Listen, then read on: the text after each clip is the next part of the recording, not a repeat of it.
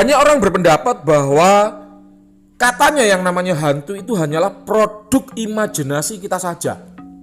Nah, mereka beralasan bahwa hantu itu hanya ada karena ketakutan kita. Aslinya itu tidak nyata, tidak real, hanya imajinasi. Mereka memperkuat dalilnya dengan mengatakan bahwa kok di luar negeri nggak ada tuyul. Tuyul itu hanya ada di Indonesia. Kenapa? Karena ketakutan orang Indonesia akan tuyul. Mereka beranggapan bahwa kok kuntilanak itu hanya ada di Indonesia. Di Jepang tidak ada kuntilanak. Di luar negeri, di Eropa tidak ada kuntilanak. Kenapa? Karena kuntilanak itu hanya produk imajinasi orang Indonesia. Kok di Cina ada vampir yang lompat-lompat, kok di Indonesia tidak ada? Nah, itu karena imajinasi dari mereka tentang vampir yang lompat-lompat. Kok di Indonesia ada pocong, kok di luar negeri tidak ada pocong? Karena orang Indonesia kalau meninggal dipocongi, orang negeri kalau meninggal tidak dipocongi, sehingga hantu pocong hanya ada di Indonesia, di luar negeri tidak ada. Mereka memperkuat dalilnya semacam itu.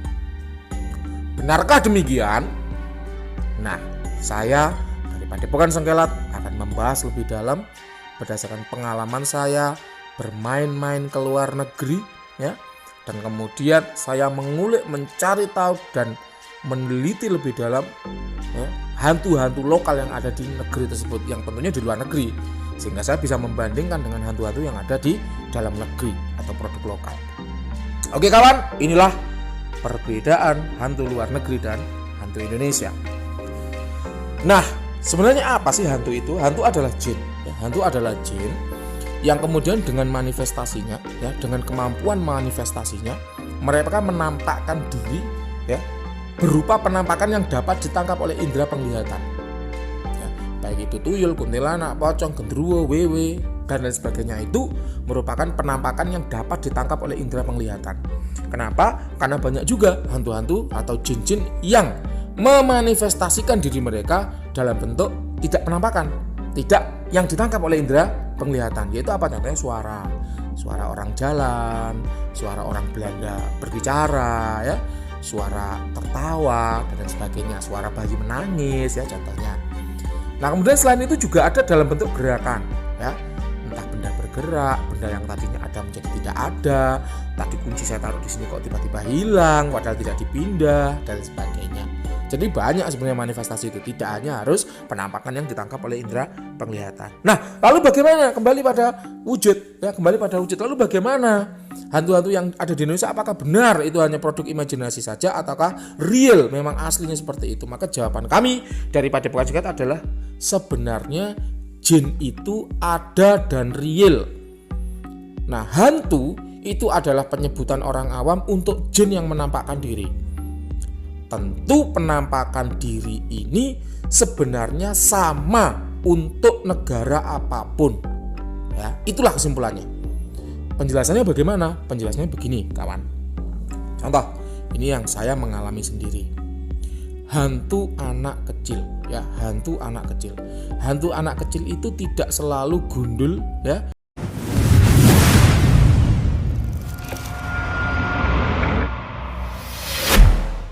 Kemudian memakai sempak saja atau memakai cawat saja, tidak.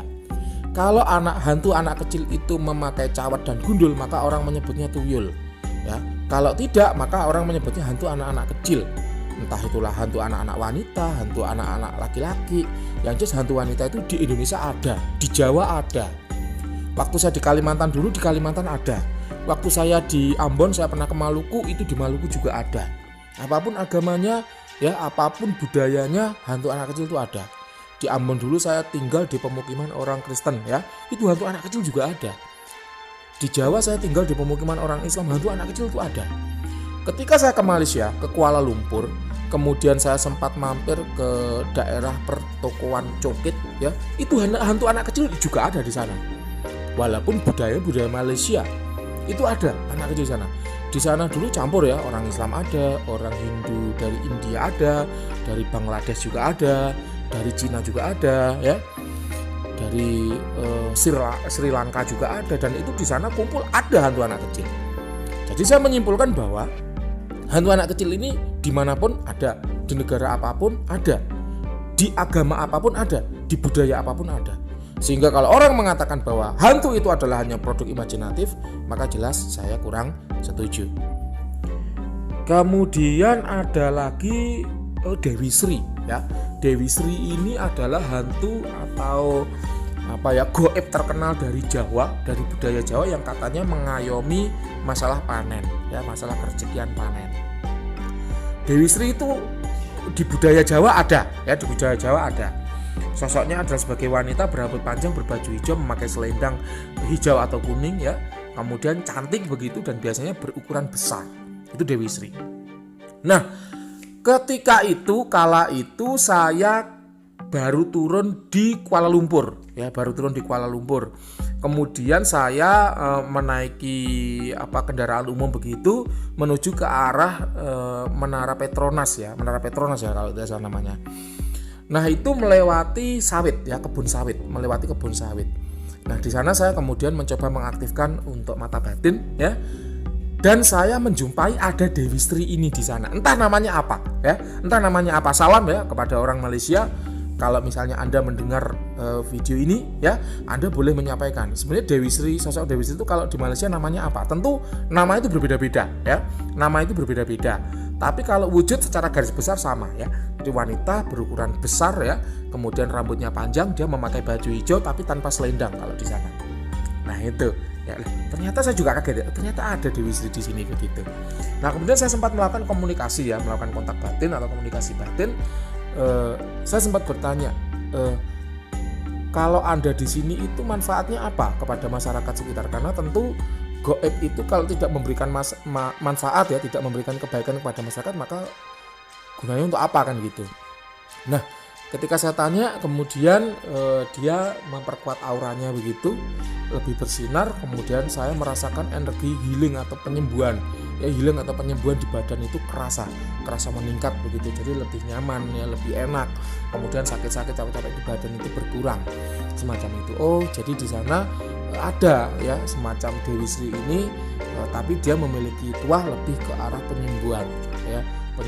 Kalau misalnya kerejikan bagaimana, saya kurang paham karena saya di sana hanya sekilas ya, hanya beberapa hari, tidak sampai mendalami yang lebih detail.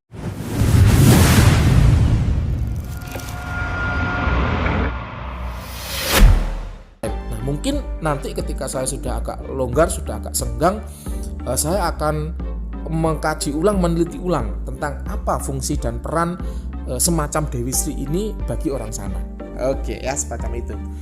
Nah, kemudian kita ke negara lain ya, tidak hanya Malaysia, karena orang bisa saja berpendapat Malaysia kan dekat dengan budaya kita sehingga wujudnya sama. Oke, kita akan ke negara lain. Kuntilanak itu digambarkan sebagai sosok wanita berbaju putih ya, berambut panjang. Nah, ini kalau di budaya Eropa namanya white lady atau wanita berbaju putih semacam itu. Di Jepang ada juga yang namanya sadako ya, itu perwujudannya itu mirip-mirip dengan kuntilanak ini ya. Nah, jadi kalau di sini dinamakan kuntilanak, di Jepang dinamakan sadako, di luar negeri di Eropa disebut dengan white lady. Itu perwujudannya sama ya, penampakannya sama ya, semacam itu gitu loh ya. Sehingga kalau orang bilang kuntilanak itu hanya produk ketakutan, hanya produk imajinasi, maka saya kurang setuju. Kenapa? Karena nyatanya di negara lain pun ada, gitu loh, kuntilanak itu ada. Kemudian tuyul. Tuyul ini, kalau tadi kita sudah membahas hantu anak-anak ya. Kalau tuyul ini ada beberapa negara yang menyebutnya dengan goblin, ya, dengan menyebut goblin. Jadi kecil begitu, bergigi tajam ya. Kemudian ya wujudnya pendek, kecil, botak, bergigi tajam dan berbahaya. Bersifat dark ya, atau dark entitas atau bersifat negatif ya, itu tuyul.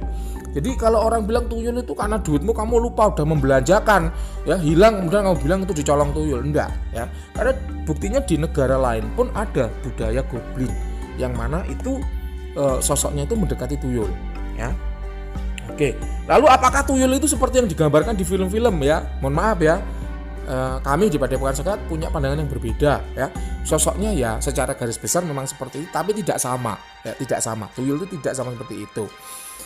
Kami meyakini bahwa tuyul itu memiliki mulut yang vertikal, sementara di TV-TV itu mulutnya horizontal ya, Kalau tuyul sendiri mulutnya vertikal, kemudian giginya tajam. Ya ada memang tuyul yang mulutnya horizontal ada, terutama tuyul-tuyul yang levelnya tinggi ya, tapi berbadan biru. Kemudian sosoknya menyerupai anak-anak, persis anak-anak. Itu tuyul-tuyul yang levelnya tinggi, ya macam itu. Oke, kemudian ada lagi hantu yang namanya kappa. Ya kappa ini berangkat dari budaya Jepang ya. Sosoknya itu seperti manusia, kemudian kurus, botak ya, dan tinggal di air. Ya, kemudian berwarna hijau, dominan hijau. Ada lagi yang menggambarkan dia membawa tempurung kura-kura ya, semacam itu. Nah ini saya pernah mendapatkan. Jadi saya meritualkan suatu khodam begitu. Kemudian ketika saya sketsakan ke pakar sketsa khodam terakreditasi, akurat, terpercaya ya, Mas Jalak Paningal, itu wujudnya itu ternyata mirip dengan kappa ya, wujudnya mirip. Nanti di akhir video akan saya tampilkan ya untuk wujud kappa ini ya. Jadi dia merupakan khodam ya, dia dari pesisir, daerah pesisir. Jadi benar memang sama-sama dari air ya, hantu air begitu ya. Dia masih muda, kala itu usianya masih sekitar 820-an tahun yang saya dapatkan itu. Kemudian dia berasal dari pesisir di Cirebon ya. Kemudian dia tuahnya lebih ke pengasihan dan kepekaan. Tapi waktu itu ada testimoni dari pemiliknya, dia gunakan untuk berjudi. Jadi dia dipaksa pimpinannya untuk menemani pimpinannya berlabuh, karena dia di kapal ya, berlabuh. Kemudian saat berlabuh dia diajak ke perjudian.